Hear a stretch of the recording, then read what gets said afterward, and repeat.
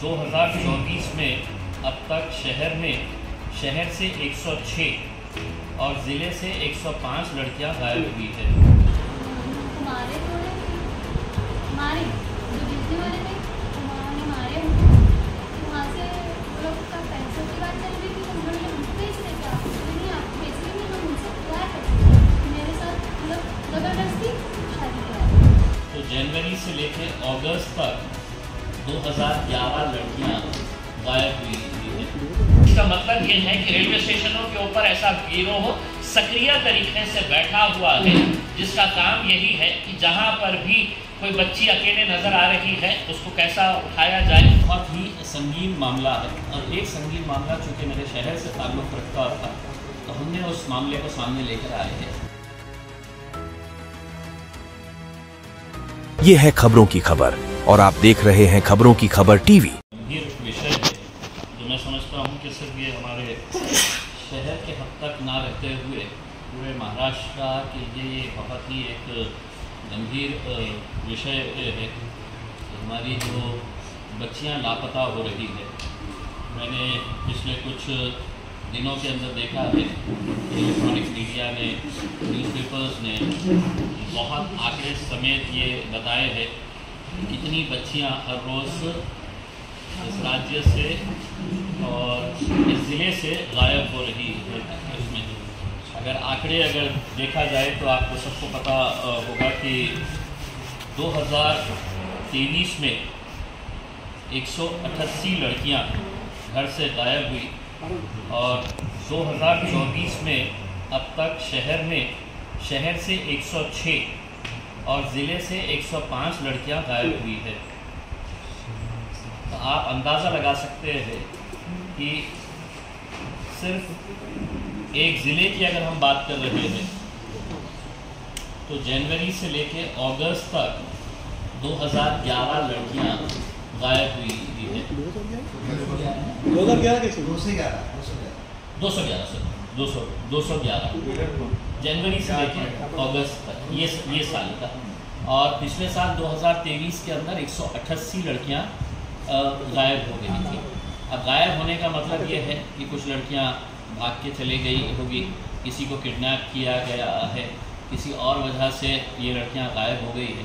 लेकिन एक बहुत ही संगीन मामला है और एक संगीन मामला चूँकि मेरे शहर से ताल्लुक़ रखता था, तो हमने उस मामले को सामने लेकर आए हैं। ये हमारी एक छोटी बहन है जो घर में कुछ नाइत्तेफाकी हुई थी, थोड़ी नाराज़गी हुई थी। तो ये बच्ची घर से निकली और रेलवे स्टेशन से ये अपने रिश्तेदारों के पास जाने के लिए, परभनी जाने के लिए रेलवे स्टेशन के ऊपर पहुंची। ये मामला है 13 मई 2024 का। 13 मई रेलवे स्टेशन के ऊपर पहुंचने के बाद ये जब खड़ी हुई थी तो वहाँ पर उसे एक आदमी और एक औरत मिले और वो दोनों ने इससे बात किए कि कहाँ जा रहे हैं, क्या कर रहे हैं करके। और बात करने के बाद उसको पानी पिलाने के बहाने उन्होंने कुछ पानी पिलाया और इसके बाद ये लड़की जो है ये मनुदगी में आ गई, एक तरीके के नशे की हालत के अंदर आ गई। और जब इसकी आँख खुली तो ये बम्बई में थी। बम्बई में कुछ दिन ये दोनों मियाँ बीवी ने इसको रखे। ये जैसे ही घर जाने की बात करती, इसको फिर पानी पिलाया जाता और वो पानी पिलाने के बाद है तो फिर ये गुनूदगी की हालत के अंदर आ जाती।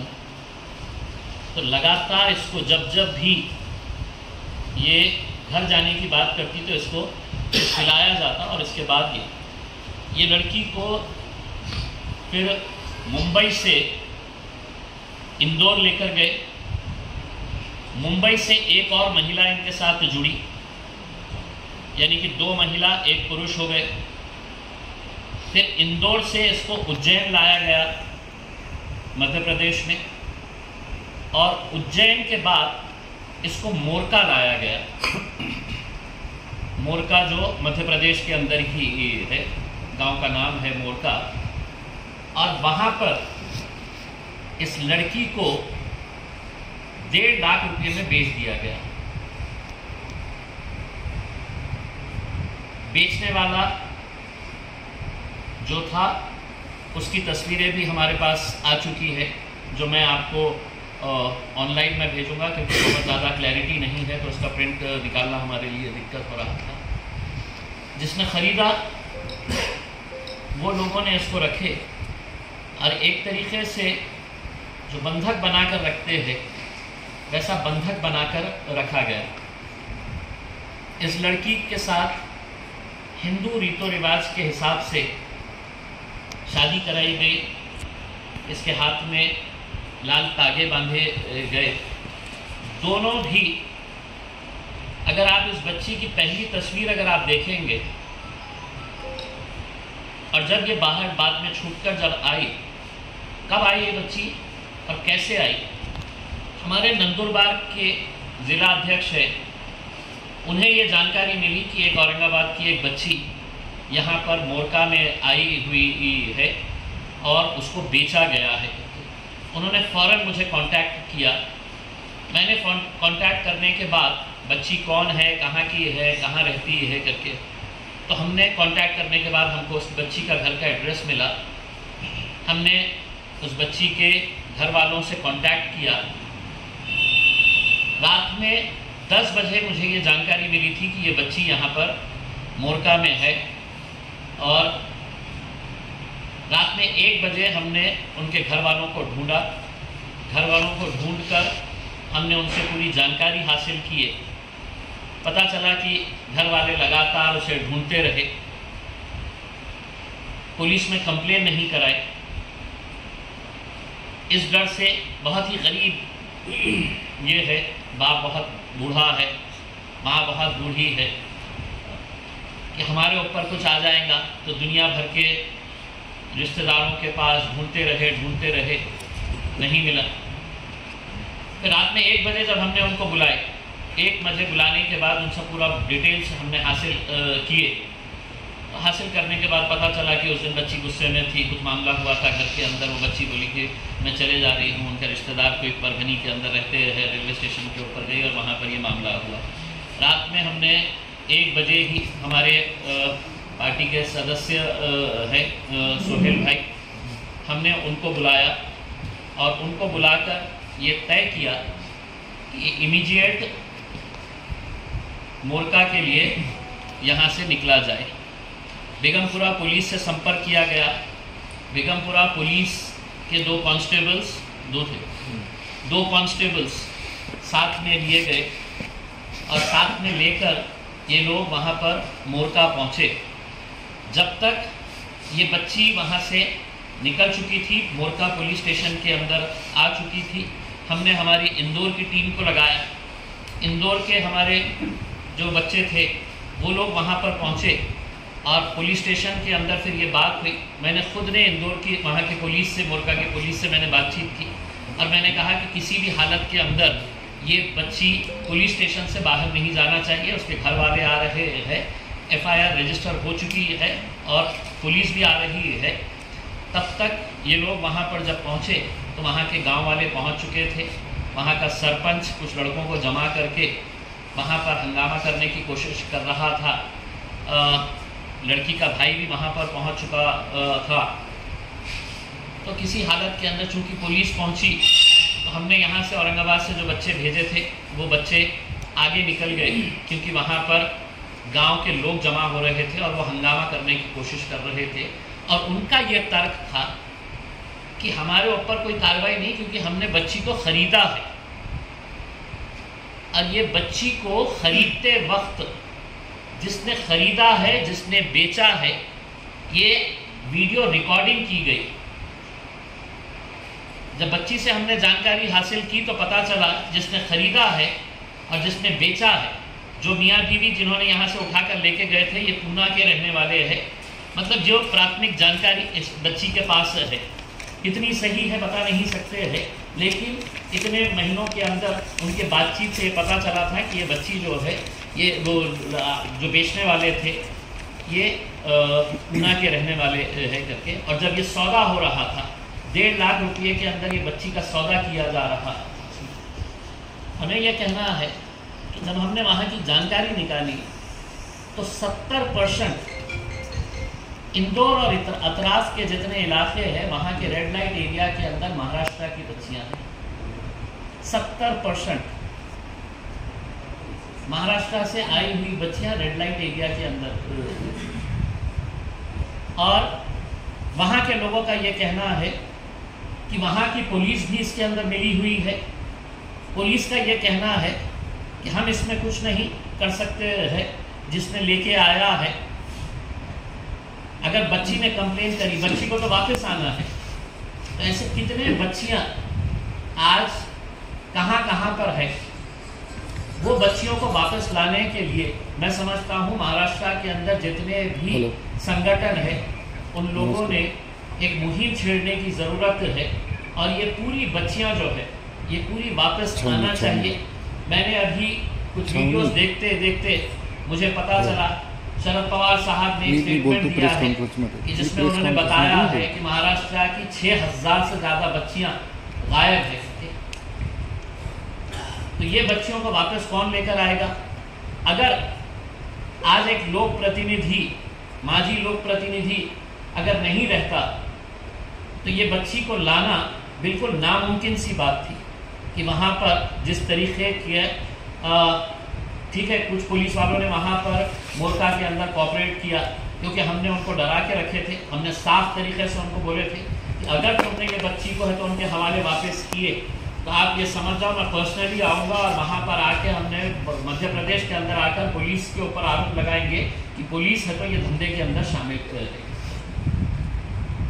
ये बच्ची वापस हमारे पास 27 जुलाई को आई, यानी कि 24 घंटे के अंदर, लेस देन 24 घंटे के अंदर। मैं मेरे शहर के सोहेल और उनकी पूरी टीम का धन्यवाद अदा करता हूँ कि रात में 2 बजे ये फैसला लिया गया और वो फ़ौरन है तो गाड़ी लेकर यहाँ से कुछ बच्चे लिए, पुलिस वाले लिए साथ में और वहाँ पर गए और ये पूरी कार्रवाई हमने 24 घंटे के अंदर एक बच्ची को हमने वापस लेकर आए। बच्ची के साथ क्या हुआ, किस तरीके का बर्ताव उसके साथ किया गया। चूँकि बच्ची है, मैं आपको तस्वीरें दिखा नहीं सकता हूँ, लेकिन इस बच्ची की अगर पहली की तस्वीर अगर आप देखेंगे और अब की अगर उसकी हालत अगर देखेंगे तो आपको विश्वास ही नहीं होगा कि ये वही बच्ची है। हमारी ये अब मांग है कि ये पूरे गिरोह को अगर Aurangabad police, Aurangabad railway police अगर संजीदगी के साथ इस केस को हैंडल करती है तो मैं समझता हूं कि महाराष्ट्र का एक बहुत बड़ा गिरोह पकड़ा जा सकता है। क्योंकि हम खरीदने वाले को भी जानते हैं। मोरका गांव के अंदर जिसने खरीदा था, जिस लड़के ने बच्ची को 2-2 दिन 3-3 दिन बगैर खाने के लॉक करके रखा जाता था।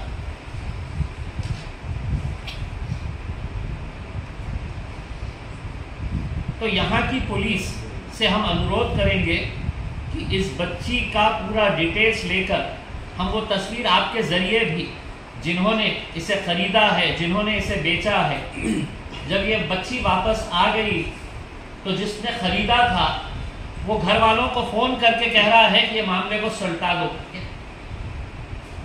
ये मामले का सेटलमेंट कर दो। यानी कि आप सोचिएगा कि कितनी हिम्मत है उनकी कि जिसकी बच्ची को उठाकर लेकर गए हैं उनके घर वालों को फ़ोन करके बोल रहे हैं कि ये मामले को रफा दफा कर दो करके कंप्लेन वापस ले लो। वो रिकॉर्डिंग भी है।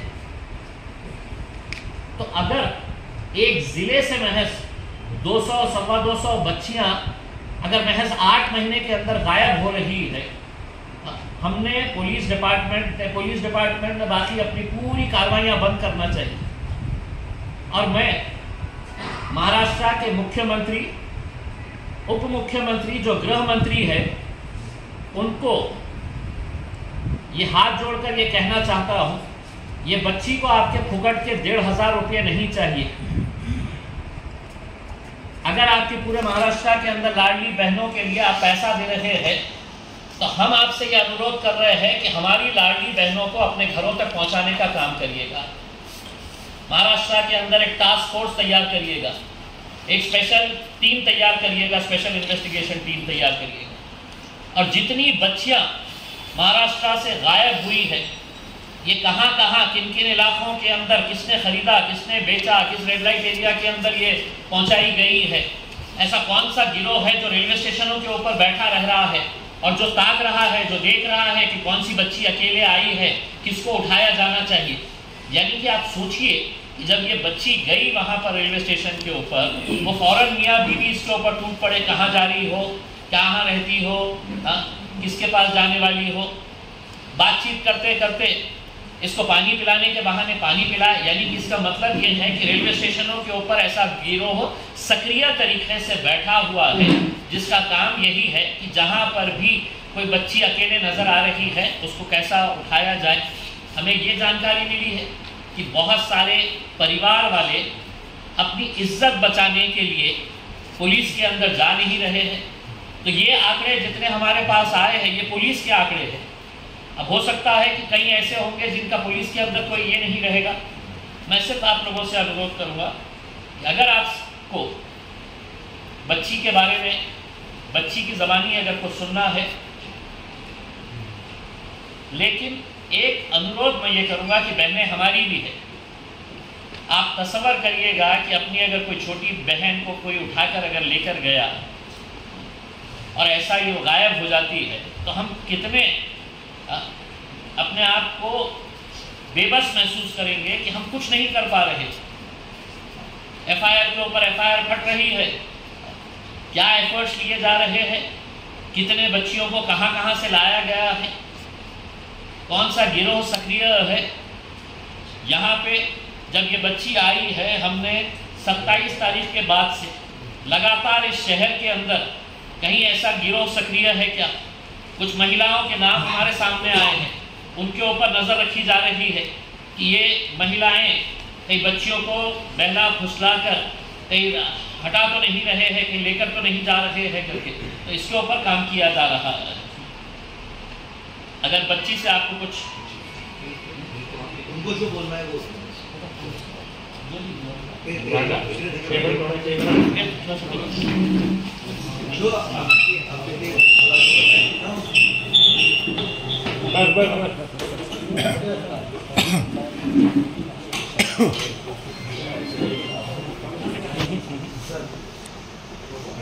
एक जानकारी ये दे देता हूँ कि मतलब इससे पहले भी हमारी एक टीम नासिर सिद्दीकी के साथ राजस्थान से एक बच्ची को लेकर आए थे, राजस्थान से, और गुजरात और मध्य प्रदेश सुना है कि सबसे ज़्यादा बच्चियां जो है वो यहाँ पर वहाँ पर है। मैंने हमारी जब इंदौर की और हमारी मध्य प्रदेश की टीम से ये किया तो उन्होंने बताया कि 70% बच्चियां जो है वहाँ पे महाराष्ट्र की आज रहने वाली है।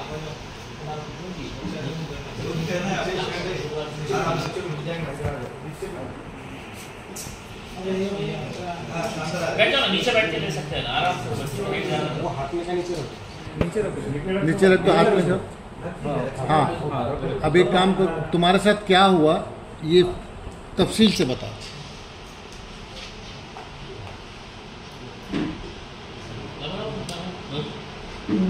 डरो मत जाओ।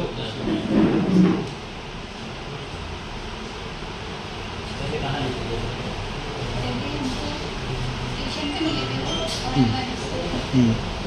उनसे बातचीत करें कि मुझे कहाँ पर जा रहे थे, बताया कि हम नहीं जा रहे हमारे आंटी के घर में। बोले क्या हो गया था, मुझे ऐसे कुछ हो गया था मेरे घर में, तो इस वजह से हम गुस्सा होकर नहीं करते। बोले आप घर मत जाओ, बोले हमारे साथ चलो। बोले नहीं, हमको हमारे घर जाना है। तो वो बोले कि मतलब फिर हमको बोले आपका नाम क्या है, हमने हमारा नाम बताया, उनको सब बताए। बोले कहाँ पर रहते, क्या रहते, हम ऐसी जगह रहते हैं, औरंगाबाद में रहते। तो आप पानी पिए? हाँ पानी। तो हमको पानी पिला दी। फिर पानी पिलाने के बाद कुछ समझ में नहीं आया। पानी पिलाने के बाद उनको कुछ समझ में नहीं आया। फिर डायरेक्ट ट्रेन में हमको दिखाए डायरेक्ट मुंबई लेके गए। वहाँ से हमारा दिखा, छीन लिए हमारा बैग जो था, हमारे डॉक्यूमेंट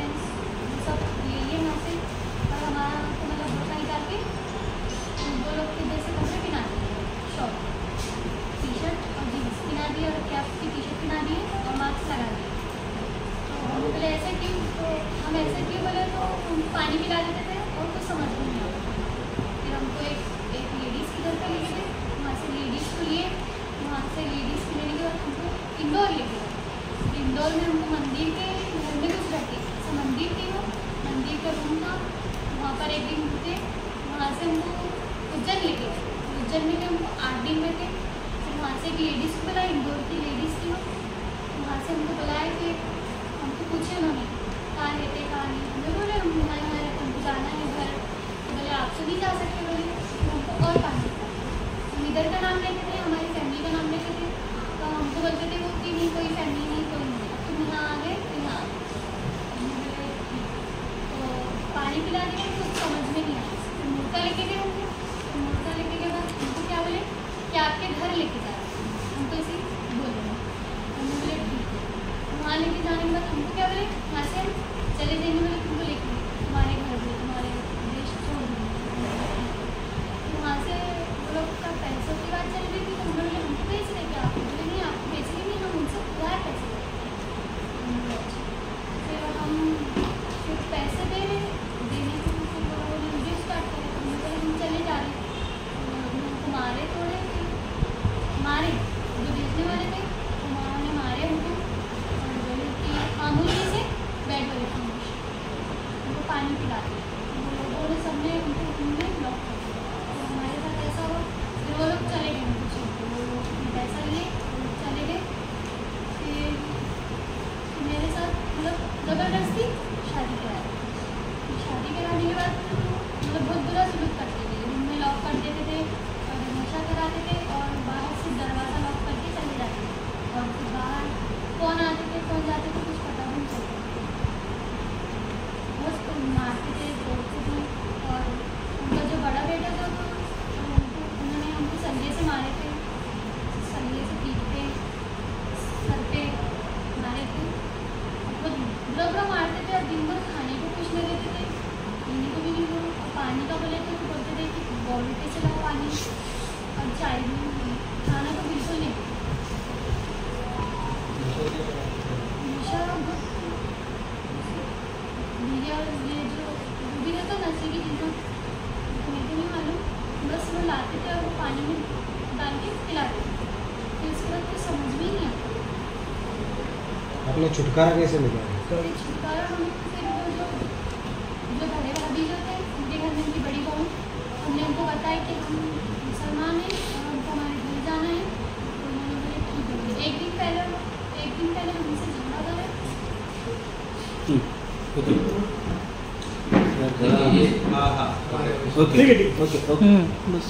ओके।